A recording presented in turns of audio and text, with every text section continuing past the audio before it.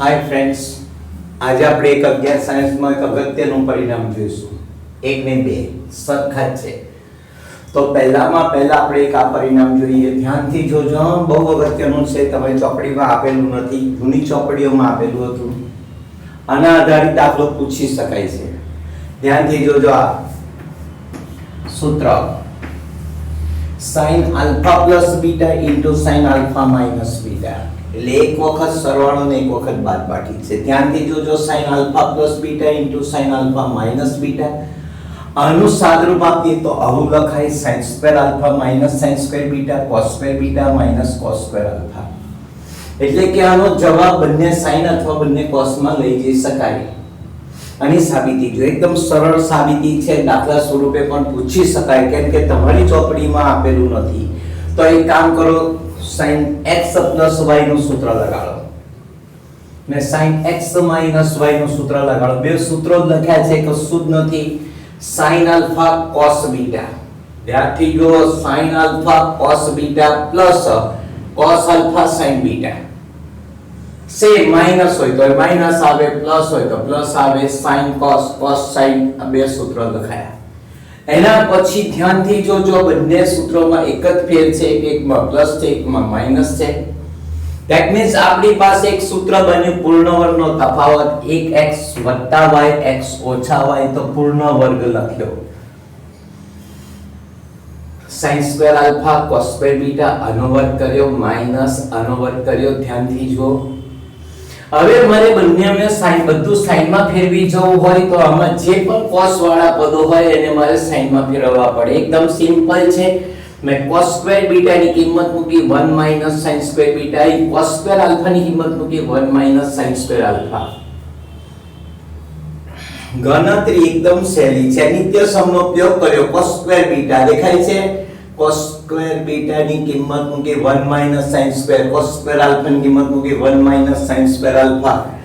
Simple. અને અંદર ગુણી નાખ્યા છે sin square alpha minus sin square alpha cos sin square beta.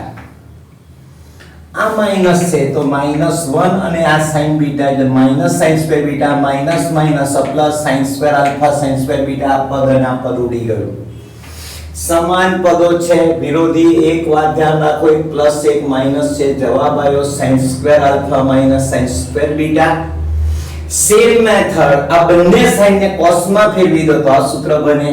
sin square alpha ની કિંમત મૂકી 1 minus cos square alpha, sin square beta ની કિંમત મૂકી 1 minus cos square beta, અને ફરી સાદુરૂપ આપ્યું 1 1 ગયા, cos square beta minus cos square alpha. તો આ પરિણામ મળ્યું.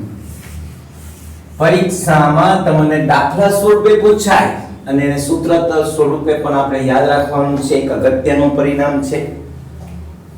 આમાં મેં બે sin ના સૂત્રોનો ગુણાકાર કર્યો. ધ્યાનથી જોજો. sin alpha plus beta, sin alpha minus beta. તો અહીંયા આગળ સેમ મેથડ, અહીંયા આગળ cos નું સૂત્ર છે, cos alpha plus beta cos alpha minus beta. પણ એક વાત ધ્યાન રાખો કે આની અંદર ડબલ સાઇન ડબલ cos છે. જો બે સાઇન છે, બે cos છે. આ સૂત્રમાં ધ્યાનથી જોજો, પહેલો cos છે પછી સાઇન છે, પહેલો cos છે પછી સાઇન છે.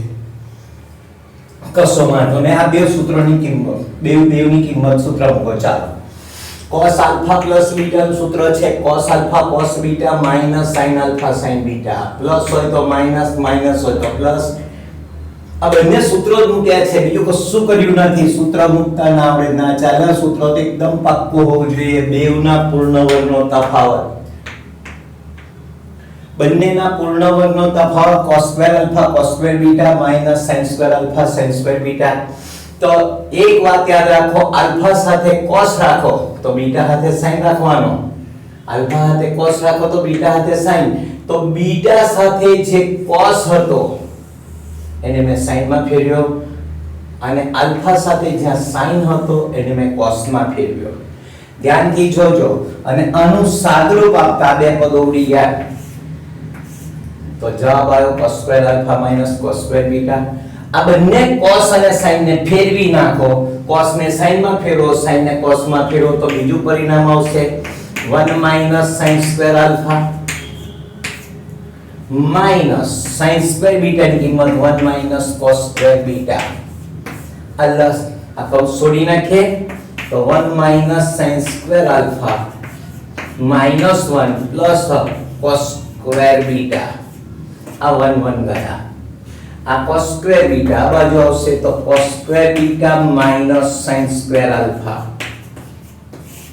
હવે આ ધ્યાન રાખો આ સૂત્ર પર ઘણા દાખલા બની શકે આપણે નેક્સ્ટ પીરિયડમાં આ સૂત્રોને આધારિત થોડા દાખલા જોઈશું જૂની ચોપડીના નવી ચોપડીના તમારા સાહેબ પાસે બધા પ્રકારની ચોપડીઓ છે ગમે ત્યાંથી ગમે તે દાખલો પૂછી શકાય છે વધુ આપણે આગળના પીરિયડમાં જોઈએ